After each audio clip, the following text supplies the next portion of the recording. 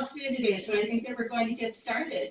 Welcome, everyone. My name is Charlene Margot, and I'm the founder and director of the Parent Education Series here in Silicon Valley. We welcome those of you who are from outside of California for an event that we did recently on Talking with Your Child about race. We actually had a national audience and somebody from as far away as Dublin, Ireland. So we know that parent education matters. We're very excited for today's presentation. Obviously, the topic of pandemic parenting and digital parenting could not be more timely, so we welcome Anya Kamenetz and Alicia Blum-Ross for your expertise. First of all, I want to say thank you to our sponsors, always an important element, the Sequoia Healthcare District and the Sequoia Union High School District, in addition to our new nonprofit organization, the Parent Venture. If you look in the chat, you'll be seeing that we'll be posting some links to those organizations that we just mentioned, as well as links to our authors. So again, check the chat. Later we'll be doing a Q&A, but we'd like you to type those questions into the Q&A tab if you would. I also want to bring your attention to our video library, which we've been building this spring and summer as we've been offering more virtual events, obviously in response to the COVID-19 pandemic. Alicia, hello, welcome, good to see you. So the format today is our presenters, Anya and Alicia, will be speaking for about 30 minutes based on their research and experience, and then I will rejoin you for some questions. We already have questions that have come in from the audience. We welcome yours as well, so please again do type those into the Q&A chat. And at the end of the event, we have a very short survey that we hope you will take 1 minute to fill out. So before any more, let's get started. I'm going to tell you a little bit about our wonderful presenters today. Anya Kamenetz is an education correspondent for NPR, where she also co-hosts the podcast Life Kit Parenting. She speaks, writes, and thinks about learning and the future. Her latest book, now out in paperback, is The Art of Screen Time: How Your Family Can Balance Digital Media and Real Life. Anya's work has been published in the New York Times, the Washington Post, New York Magazine, and Slate, and featured in documentaries shown on PBS, CNN, HBO, and Vice. She frequently speaks on topics related to children, learning, and technology. Welcome, Anya. Anya's co-host is Dr. Alicia Blum-Ross, who is a researcher, advocate, educator, and tech policy expert who focuses on helping children and young people and the parents and educators who support them to more safely connect, create, and learn online. Alicia is the co-author with Sonia Livingstone of the new book, Parenting for a Digital Future: How Hopes and Fears About Technology Shape Children's Lives, and she's the editor of Enhancing Digital Literacy and Creativity, Maker Spaces in the Early Years. Alicia holds a PhD from the University of Oxford and was a researcher at the London School of Economics and Political Science before recently joining Google as a public policy lead for kids and families. She lives in Oakland in the Bay Area with her 7-year-old twins. Welcome, Anya and Alicia. Hi, thanks for having us, Charlene. This is really exciting. So should we just launch right into it? Did you want to tee me up, talk about the New York Times story, or should I just go ahead with it? You know what, let me ask that question quickly, Anya, because it might be on people's minds. Anya published an article in the New York Times this week titled, "I was a screen time expert, then the coronavirus happened, and screen time limits went out the door as a consequence of the pandemic." Can you comment on that? Because my guess is everybody is sharing that experience.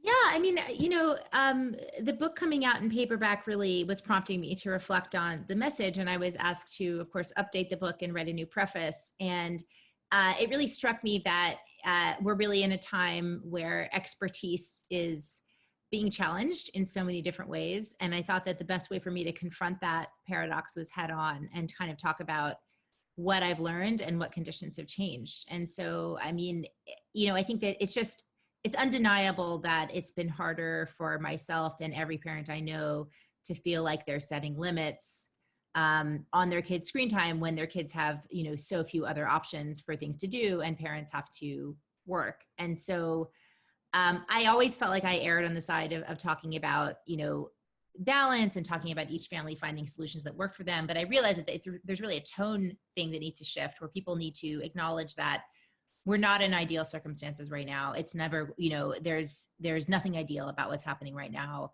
And so shifting from feeling like you have guilt and shame, this is something that Alicia and I talked about yesterday a little bit, that parents are feeling a lot of guilt and shame around not limiting screens the way that they used to, or feeling like, the impact on their children of all of that's happened is going to be even worse because they're spending time on their tablets or on their computers. Shifting a little bit just to say, okay, we can't be perfect, but we can be resilient, and we can mitigate the effects of screens. We can forgive ourselves and our kids. There are better choices we can sometimes make, or just feel like we're exerting a little bit more influence, if not total control, over our kids' media diets. And so I went through a few of those recommendations, but also the big point of the piece was just to say, like, everyone is struggling. Everybody, including me, has had to change the rules a little bit. And, realizing that being able to set rules at all is kind of a function of privilege, I think is really important to own up to as well.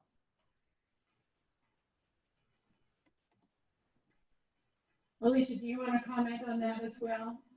I do. I mean, I think one thing, so I spent about 3 or 4 years kind of writing this book with my colleague, and this is all pre-pandemic, obviously.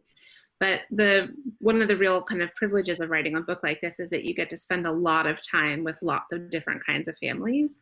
And one thing that we probably all experience a little bit as parents is the way that you talk about something kind of in abstract, or when you're talking to a friend, is maybe a little bit different than what you do on a day-to-day basis in your own home.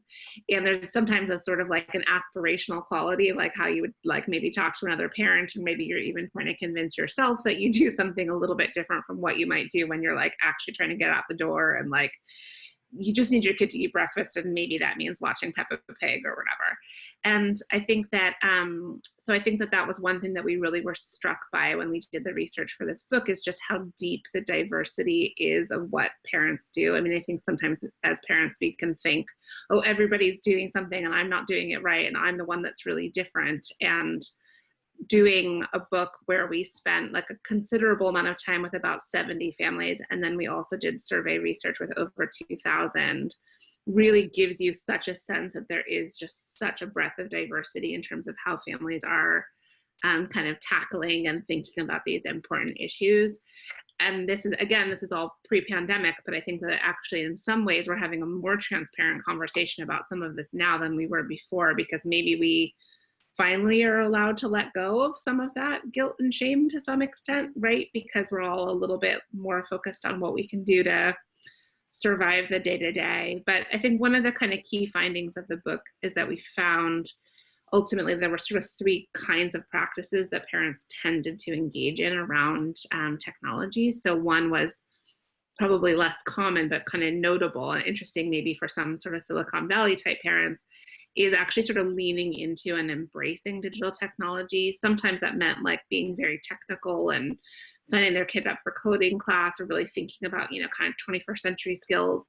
And that sounds like a very kind of middle class preoccupation, or a privileged parent preoccupation. It was interesting to note that actually a lot of low income families also use some of that same language around embracing technology, and actually would spend like pretty disproportionate amount of their income trying to get tablets and computers to try to give their kids that kind of advantage, although often like, more limited in functionality or might break more easily. And then the kind of majority of parents were doing something we can call balancing. And you hear the word balance and you kind of think, oh, that sounds kind of graceful, like you're doing a yoga pose, but actually we really found, like maybe a yoga pose, balancing is really effortful. Like you're constantly calibrating, you're constantly kind of changing course. I think the metaphor we use in the book is it's a bit like standing on a rolling log, that you're constantly having to kind of change and in response to kind of different pressures.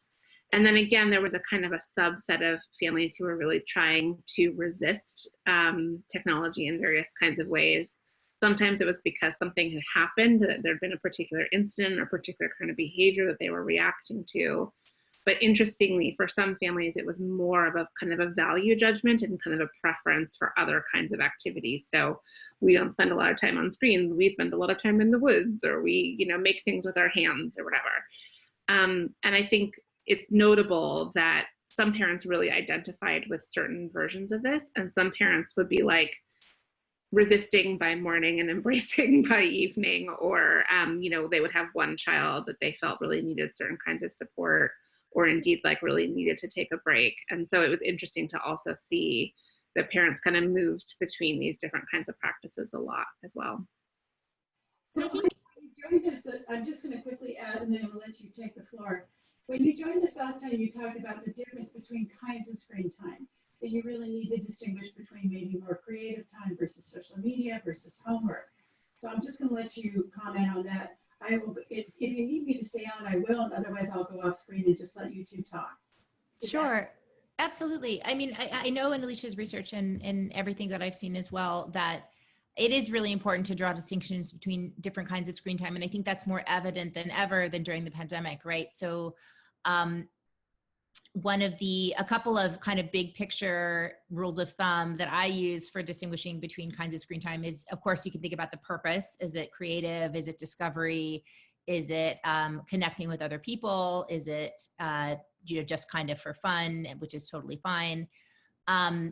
Another way to look at screen time is kind of hot versus cold or slow versus fast. So I think real-time live interaction is going to be in its own category, and we all know that it has a lot of great things about it. It can also be extremely exhausting when you are on Zoom calls all day, and we're all experiencing that. But I think for our kids who can use real-time live interaction to connect with friends and family, you're going to kind of favor that a lot of the time. If it's something where they're being forced to do it, certainly there's fatigue is a real issue. But the hot versus cold kind of distinction, or the slow versus fast, there's a lot of kid-focused media, a lot of games that are loaded with kind of persuasive design features that make it very hard to stop them. Also intrusive and interrupting ads that are distracting and are challenging to everyone's attention span and therefore to mood. So those are some things to kind of watch out for, and then also kind of in the hot category, things with a lot of graphic violence or just very, very fast paced.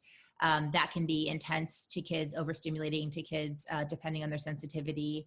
And then the cool, and what I talk about in my op-ed, to think about things that are slower, that make kids do a little bit more work. I talk about the read aloud video as being like an undersung genre for toddlers, which is literally just a video of someone reading a book, which has been studied in very small brain studies to be similar kind of in its benefits to someone reading a book live.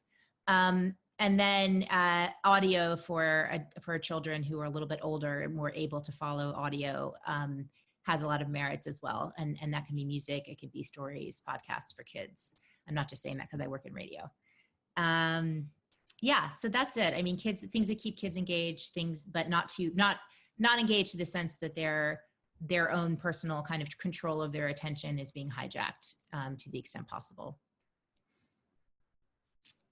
I think the only thing I'd add to that, and I think that's a really great set of distinctions, is also like what are the sort of circumstances in which kids are engaging with media. So, for example, and I was giving this example yesterday, I have twins. We recently got a second tablet, but for a long time we only had one. And so I really was like thinking about, okay, what are things that they can play together, whether it's passing something back and forth or like actually games that work for like 4 little hands banging on the screen at the same time, right? And so it's important, and this is like one of those like not discussed topics amongst parents, although it would be great if parents could all give each other some better and more nuanced recommendations here. But actually thinking about, okay, what are things that actually help them learn to share, learn to negotiate together, maybe like they build something together, they're creative, or they're passing something back and forth. Even like there was a great app we used for a while called Doodlecast, right, where they would draw a picture and kind of it would also record their voices as they were narrating. And so it was like this lovely record of them like telling a story together at the same time. And it was also very captivating, but it felt kind of like it was conducive and supportive to their relationship with each other. And I think even now, thinking about some of the even not necessarily like crazily high quality games can really lend themselves to high quality kinds of interactions. So, for example, one of the families that we spoke with during our book, the parents had separated and the father was living away from home for a long period of time. And he would play Halo with his teenage son.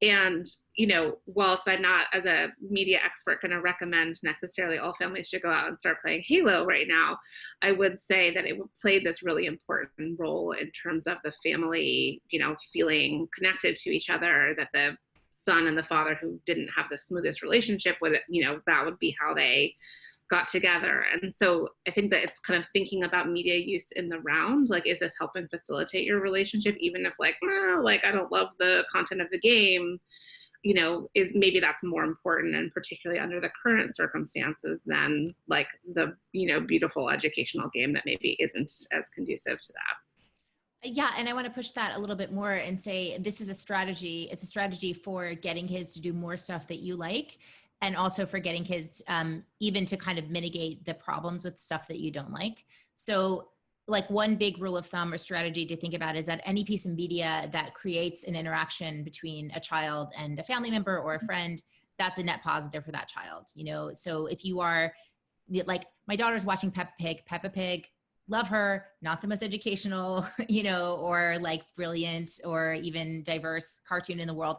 But if I can have a conversation with her about it and, take that play offline or ask questions together, or we're like, oh, she's going to the moon, what does it mean to go to the moon? Then that's literacy building and it's relationship building, and that's a positive net benefit. Similarly, if you are, watching something, or your kid comes across something that has negative content, parental mediation is super powerful. And so just asking them or prompting them the question, why do you think that the good person is always blonde in this story? Or, why do you think her body really, do all girls' bodies look like that? Or why is she dressed that way to go save a planet? You can start those questions going in their head without necessarily saying, oh, I have to shut this off, or you're supposed to have a certain opinion about whatever kind of content. Just, so prompting their own critical thinking and realizing you're not always going to be able to control, but you can influence. I would say that's also a little bit of a parenting hack for if you have a kid who has a lot of conflict when you turn the TV off, or if you take the tablet away, is, obviously the kind of best practice, and there's a lot of research over many years on the kind of importance of what they call joint media engagement or co-viewing. And that's, parents kind of sitting with their children and kind of talking with them about what they see on the screen and helping them interpret. Of course, we can't all do that because we have to put the laundry on and do our work and, cook dinner. But one, I think, version of what Anya has just referred to is if you just kind of follow enough that a couple kind of key questions to ask, and obviously those last kind of couple minutes are often really crucial for this, is that helps kind of the transition out. Okay, yes, we now need to finish Paw Patrol, but we're going to pretend to be Paw Patrol characters going over to the dinner table, or extending the show into a little bit of an offline engagement, both just from a kind of a playful kind of conflict mitigation strategy, but also for the reasons that Anya said in terms of the actual content of the show. So if it's something that does have some elements, and they don't even need to be kind of high level educational, they could be, as you say, very low level. Is that how we treat a friend? In my family, we had a long conversation about Crusher from Blaze and the Monster Machines, who's really whiny, if anyone knows that show. And, so we would sort of talk about is that how we want to talk? And Crusher's not such a good guy, is he, that he's, using that kind of tone of voice and that kind of thing. I mean, there's some big picture moves that we both kind of agree on. And I think one of them is, talking to your kid and listening to your kid. Finding out what they like, finding out how they feel about the media that they're using and what the rules are. I think if there's any silver lining, and I hate to kind of reach for them, but in this time, is that our kids almost all know what it feels like to have too much media, and sort of that extra over the limit feeling is something that we can have them reflect on, and kind of maybe use that as a springboard to talk about what agreements we might have around bedtime, or around making sure you get outside or just move your body. So, reflecting with them instead of always dictating to them, I think is really important. And then talking to other parents as well. So there is no ultimate expert on this, but the parents in your community, you know, your kids are friends and they know your kids, they might have strategies that we don't know about that are much more specific to the type of media or the type of media use. And the other reason that other parents in your community are your secret weapon, because if you want to have agreements around things like social media or texting or late night use, it's really helpful to have buy-in from some of your kids' friends if they get a little older, you know, and those parents.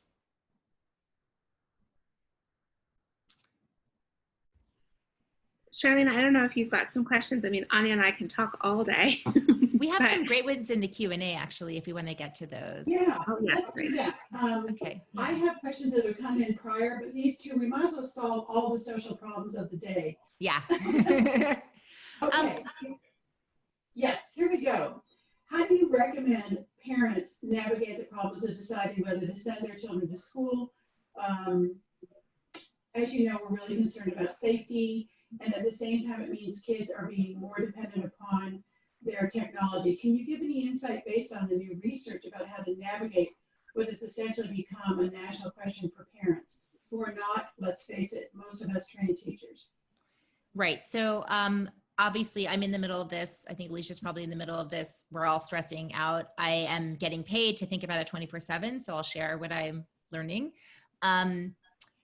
First of all, you have to take a really hard look at your kid. You know, two categories of children that National Academy of Sciences recommends having more in-person time, if they can, are elementary younger kids, especially younger than 10, and kids with special needs, because those two categories have a lot of trouble engaging with online learning, and especially a lot of children with special needs just aren't receiving the services that they're you know, entitled to, and many of them are regressing because of it. So I would prioritize, you know, those two groups and your own personal kind of, and then the next step is, okay, how has your kid been doing with online learning? What's the major issue that's been coming up right now? Is it just you don't think they can sit and learn and they're not going to get anything out of this year?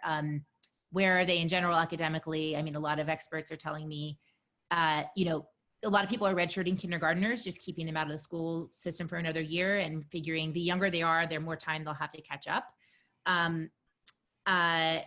So that's another way of thinking about it. You know, how would your kid do for a year out of school? And then what would you do with them is huge. That's a huge question. And then thinking about your community resources and thinking about the school's reopening plan. You know, there are a million different sets of guidelines out there. There is a lot of dialogue going on between teachers and parents. I think the major thing to look at is your local community level of transmission. If you have rising infections and a positivity rate of tests above 5%, most people, including the American Federation of Teachers and the CDC, are not going to say that that's a safe time to open up, even briefly, or even a few days a week.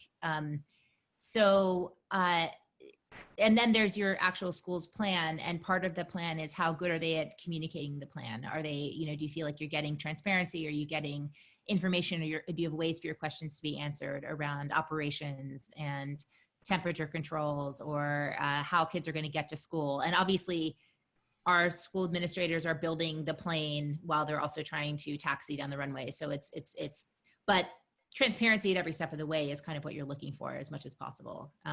So I highlighted like Fulton County, Georgia, a month ago already. They put out a matrix and they were like, if we have this much case in the community and we have one case in the school, we're going to close for 24 hours. If we have more cases in the community and one case in the school, we're going to close for 72 hours. And it's just like, wow, okay, you really thought this through, and I trust you as a school leader.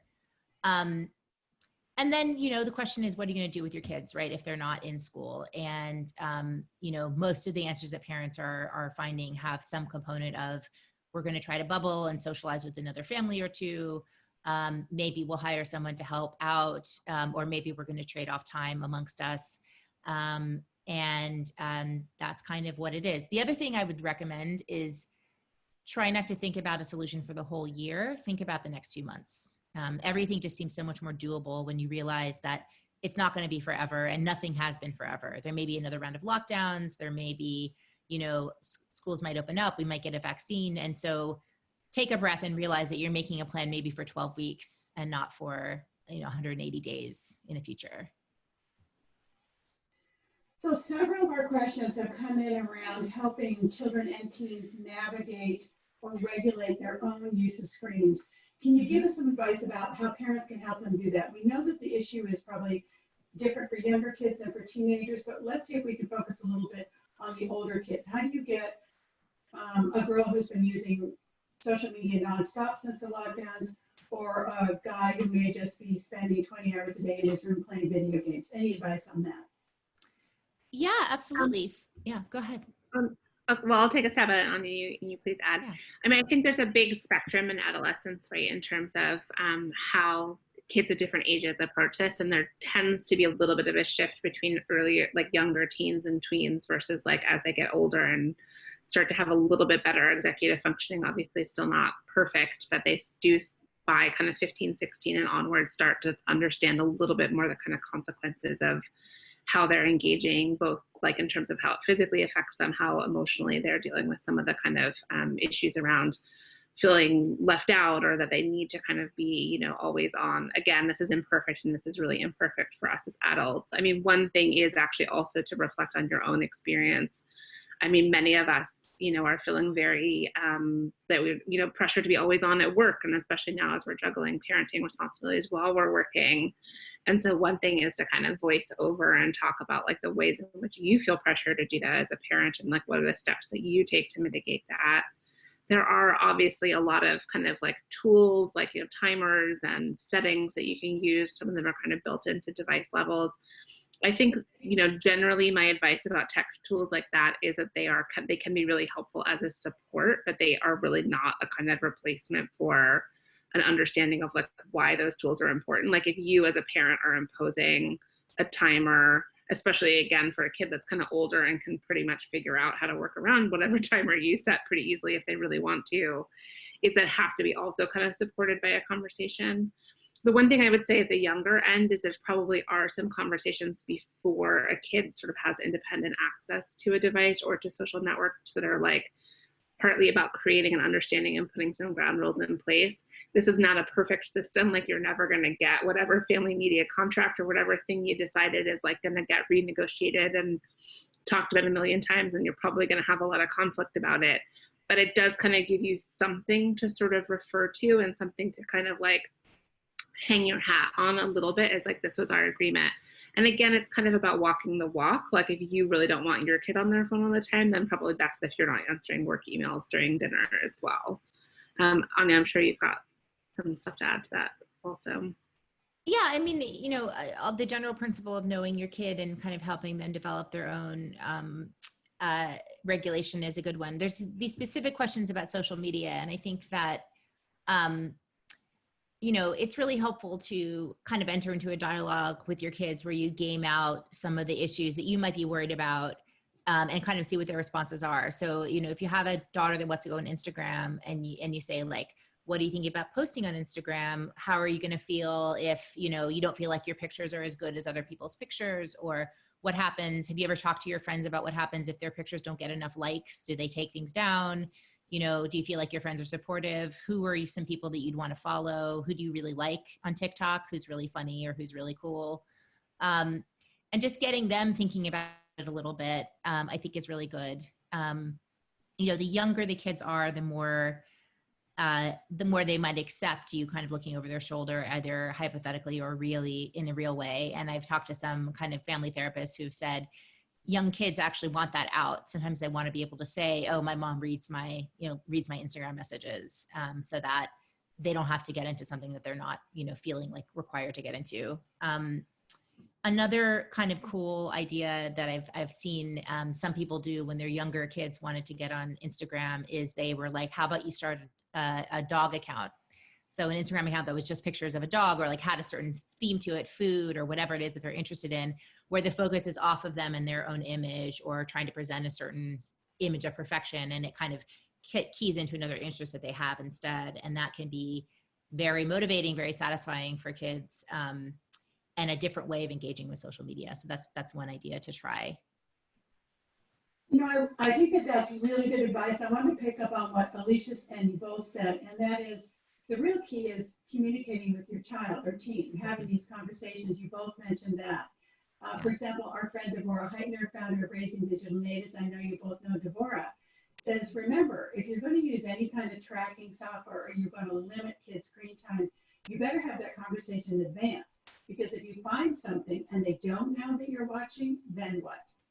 So it's really, really critical, I believe, at every age that you are open and transparent about those kinds of rules and make sure that your kids are part of the process. Especially now, I don't think that top-down controls over screen time are probably a go, given the current situation. What do you say? I mean, I think we sometimes talk about this as like a toolbox, right? And I guess if you imagine there's like a kind of a graph here, and there's a difference between things that are more social, so like talking with your kids, even setting limits, like no phones at the table, versus things that are more technical. And so that would be things like screen timers or even like turning a Wi-Fi off at a certain time of day. Of course, it doesn't work as well anymore. So there's things that are social, there's things that are technological, and then there's things that are sort of positive, like here's the things that you can do, and then there's things that are more restrictive or more negative, like here's the things I don't want you to do. And so if there's like kind of 4 quadrants there, there's like, don't do this, and I'm going to do it by using a technical tool, and then please do this, and I'm going to do it by using a social tool. Sorry, it's easier to visualize this.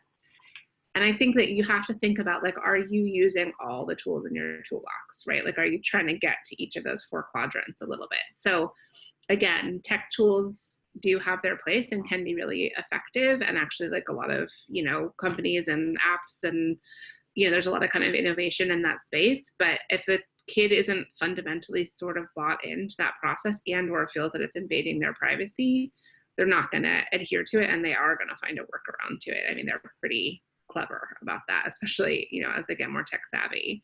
So I think that is like a crucial thing, is to kind of also back it up with the kind of the social forms of communication, the kind of what we can sometimes call kind of scaffolding of processes. So, and actually also, I will say, unfortunately, the research on the efficacy of those different kinds of tools is pretty conclusive that restrictive forms alone, they may reduce some exposure to risk, but they also reduce like the opportunity space, right? It's something we talk about as saying the more, like the more you're online, the more that there may be things that are difficult or that you come into contact with risk. But there's also all this great stuff that comes with that as well. And so you can't kind of just rely on restrictive tools alone. Otherwise, your kid is not going to have a lot of that kind of connection and opportunity to learn that other kids might be enjoying.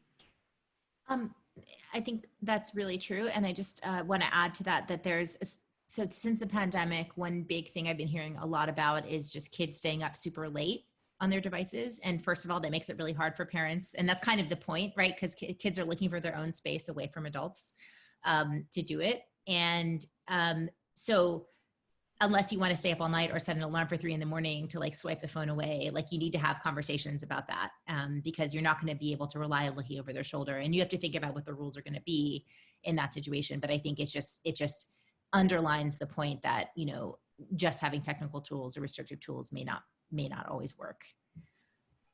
Actually, sorry, one funny family from my book. There was a family that had bought a sort of a safe, and they would lock the devices up in this safe in the parents' closet.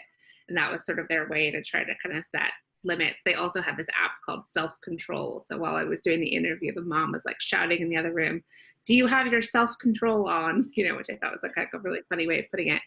But so they have this safe, and the mom kind of, at length kind of told me about the safe and how it was working, and she like showed it to me, whatever. And then I interviewed the 10-year-old, and he was like, well, we set an alarm and we go break into the safe at 2 a.m. Get the devices out, and then we put them back in. And it's like the kids were obviously really tired, and like, that they have this whole like elaborate system. But I think it was like a good illustration of obviously the best laid plans, but clearly, these kids, despite like some pretty significant obstacles of like their parents sleeping next to the safe, had kind of found their way around them. Mm-hmm. So it does, really does kind of illustrate, that restrictive forms alone probably not going to be that successful. And I don't want to I don't want to make too much light of this. We have this question about social media and computer time and depression, and our kids are really struggling right now, especially older kids. This has been like since the beginning of the pandemic. I had researchers tell me that this is going to fall the hardest on high school students. They have lost so much in terms of the structure and the kinds of milestones that they depend on. And also, interestingly, access to adults, not so much their peers, but adults that would be supportive people in their lives. A lot of the times that's really faded. Some teachers are being really heroic in how they connect with teens, but a lot of teens don't have that kind of access to those structures. So, you know, behaviors that the screen might be the physical manifestation of it or the thing that you can see, but really we want to take a more holistic view of, you know, how does my kid feel about where they are in their lives right now? And is there anything that I can do to help them find structure and a sense of purpose? Whether there are socially distanced, you know, volunteer opportunities in my neighborhood or money-making opportunities or something else that's hands-on, you know, that I think that's going to be really, really important, especially as we slouch into another semester of this. Yeah, I think that's such a good point, Anya. I think, you know, a couple of years ago, there was a kind of spate of a lot of articles like, you know, smartphones have ruined a generation and the end of conversation. And there was a lot of real discussion about, you know, the potential reliance that young people have on screens as kind of a replacement for other ways of being together.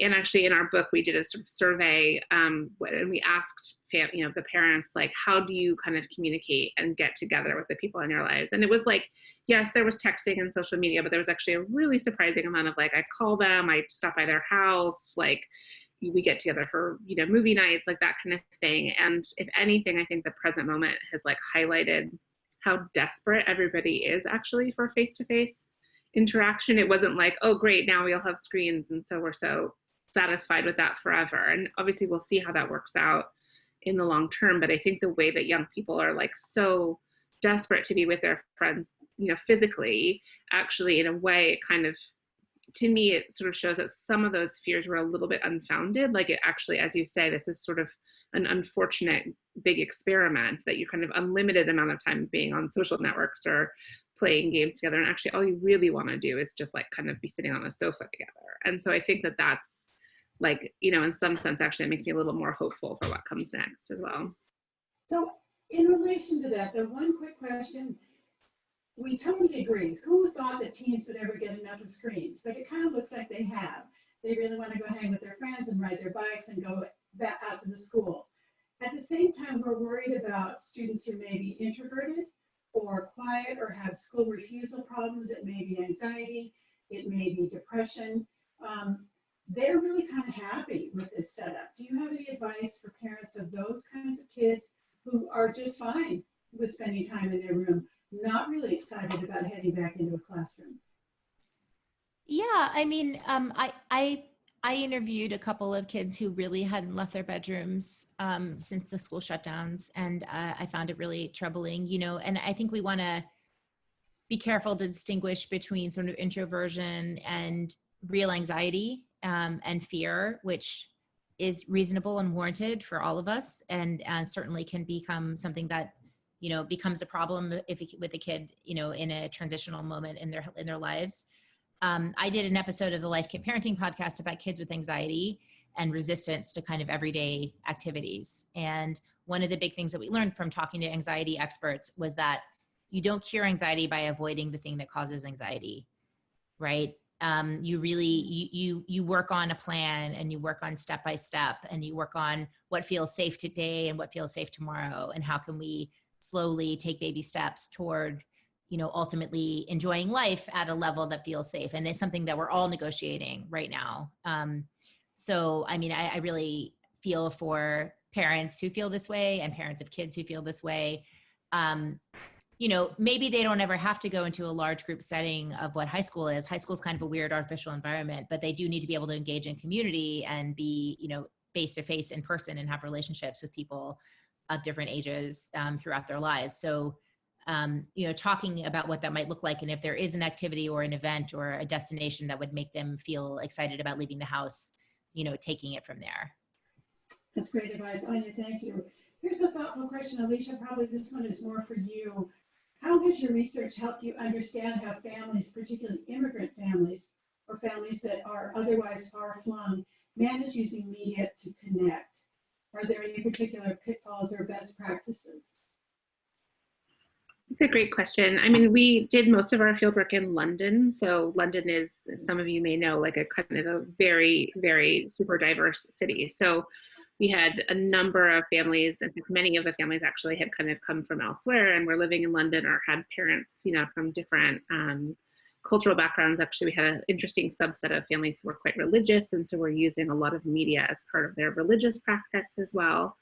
I mean, I think there's a couple of different ways. Obviously, some of it is around the kind of synchronous or like kind of more quote unquote face-to-face types of interactions. And then there's a lot of use, particularly in like diaspora groups, around like kind of first language media. So like, the, you know, satellite radio or YouTube videos or whatever. And even if they were on like a really mundane topic, like doing, you know, hair, like how to do hair or like a beauty, you know, beauty vlogger, they, you know, the parents would specifically choose to watch that from the, you know, the cultural context that they felt close to, or indeed that they wanted their child to kind of gain that language skill. So for example, that so that they could communicate with their grandparents. Like, so if the child was growing up in London and learning English, they really wanted their child to be able to speak, for example, Portuguese, so that they could, you know, be in touch with their grandparents and kind of communicate with them or learn more about the parents' culture.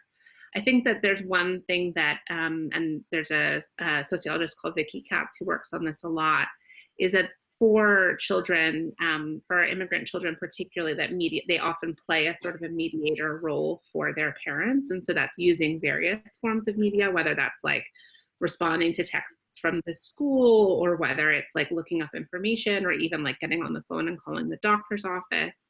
So I think we also do sort of need to be mindful that like even very young children are sometimes asked to kind of play that kind of intermediary role for families. And how can we also support the children who are like having to kind of be a go-between, and are they like, sometimes they may be getting like upsetting medical information and having to translate that for their parents at young ages. And so we did interview some families where the kid you know, felt a little bit kind of pressured to like play that role and play that intermediary role.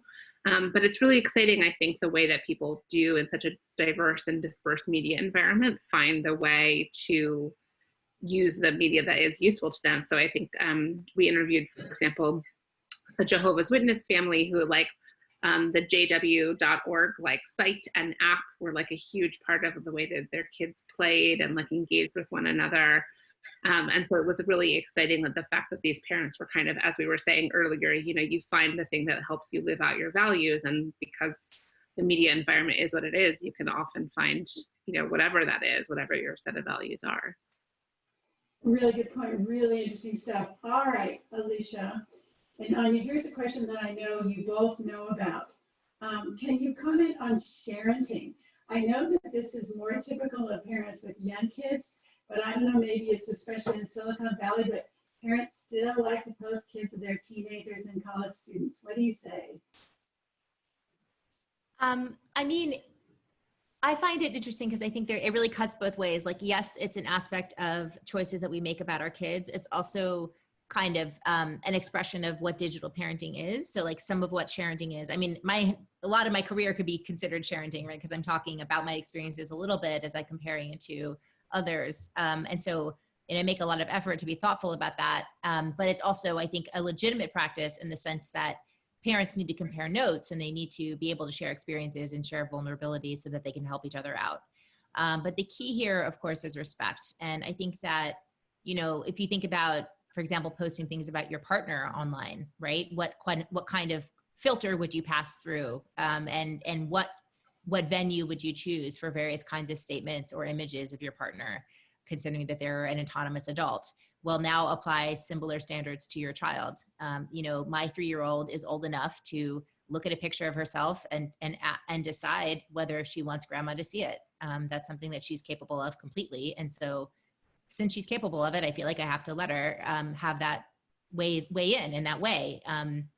My older daughter, you know, if I'm going to say something about her, I think a really lovely thing that I learned from Stacy Steinberg, who actually has this book coming out about this. She's at the University of Florida. She's a legal scholar, and she wrote a whole book about parenting. But the practice that she recommends is kind of like the look over the shoulder, where, you know, she posted a picture of her son's gymnastics meet and he got to pick the picture. So it wasn't the picture that was technically the best, but the one where he felt like he looked the best in it.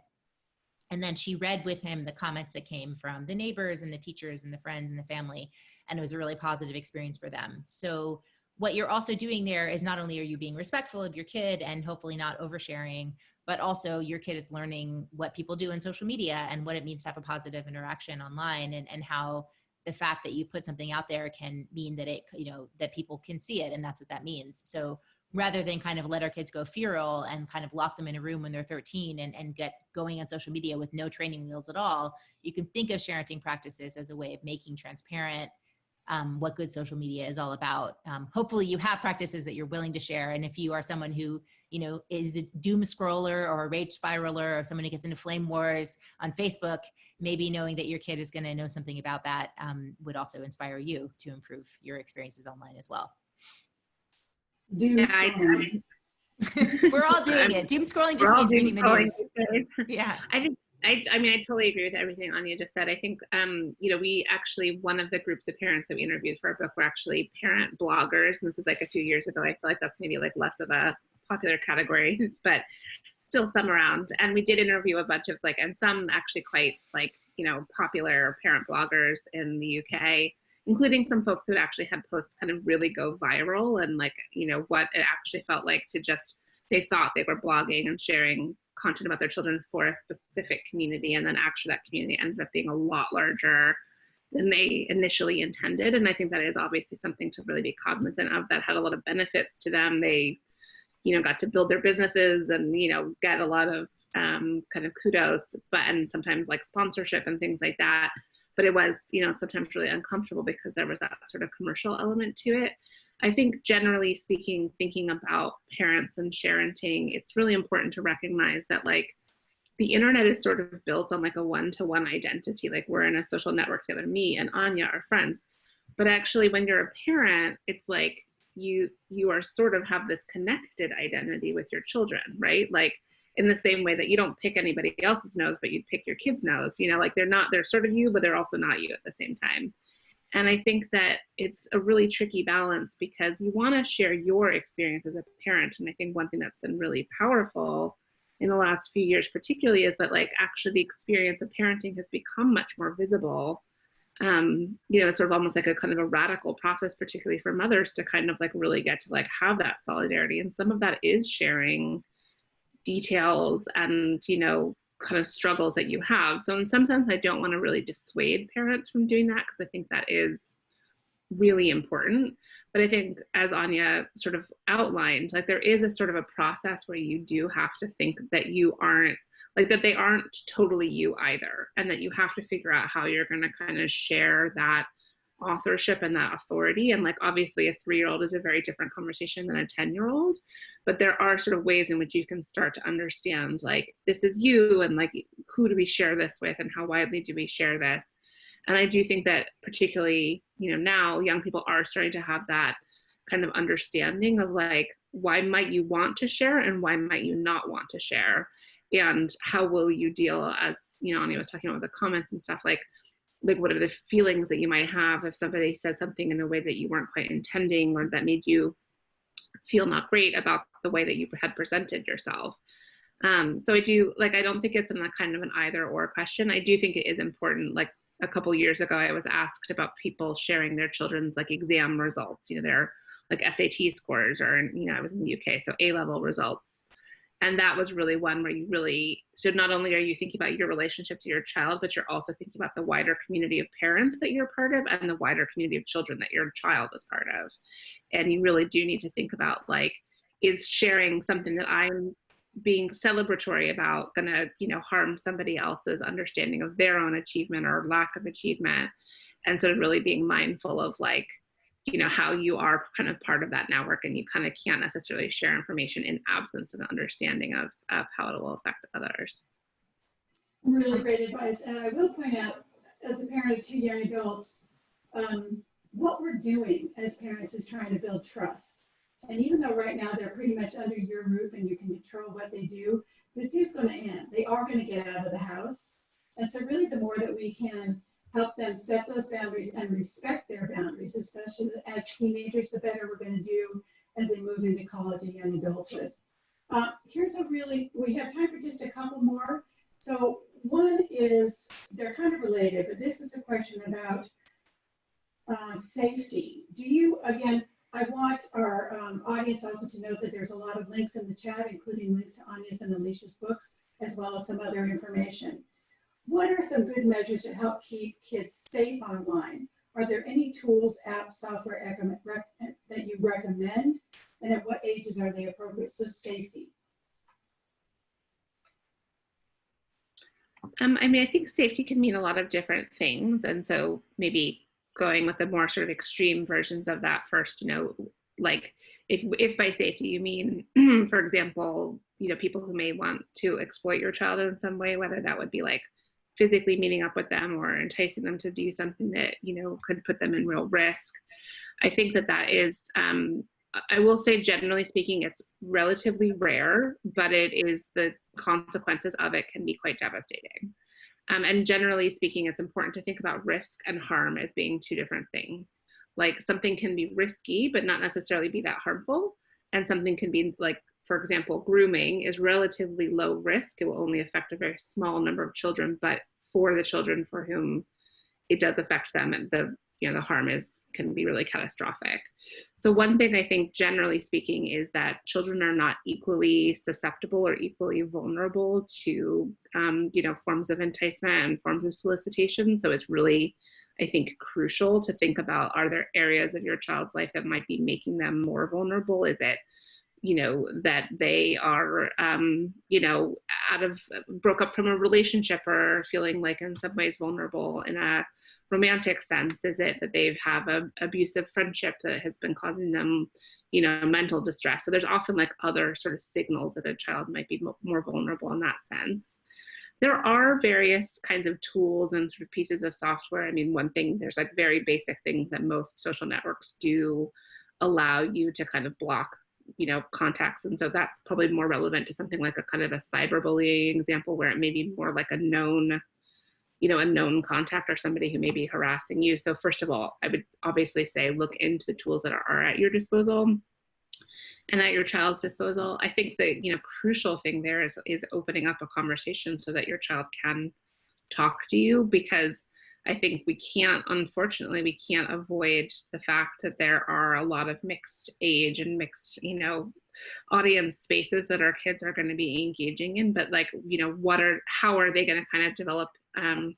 Actually, my friend who works at Roblox called it the spidey sense, like that kind of, this is a kind of a creepy person, or this conversation isn't going well, because a lot of kids, for example, who are groomed really don't recognize until very late into the interaction like that there might be something kind of off about this person. So how are you going to kind of help them develop that? Like, this could be a dodgy interaction, or this is like maybe pushing the boundary and come, not necessarily talk to you, because sometimes a kid's just never going to talk to a parent, but like, who is the trusted person in their life? Is it a friend? Is it a sibling? Is it a cousin?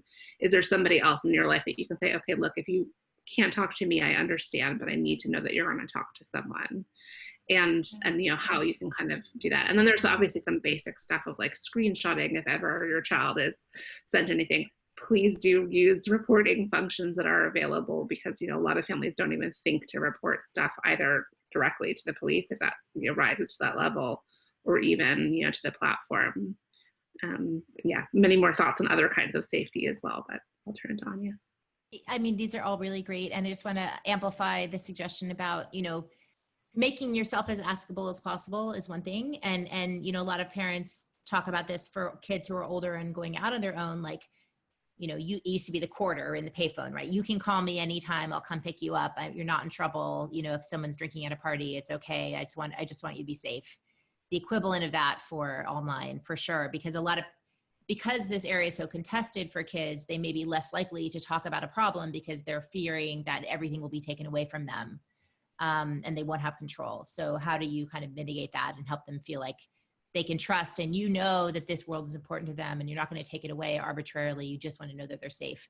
That's number one. Number two, if you can't be the askable adult, some suggestions that I love. I was talking to a kind of an expert in sexual abuse prevention, and she said, every year on my daughter's birthday, I ask her to name an adult in our family or friend circle that's going to be the one that they're going to go to for that year for whatever issue that they have that they can't come to me about.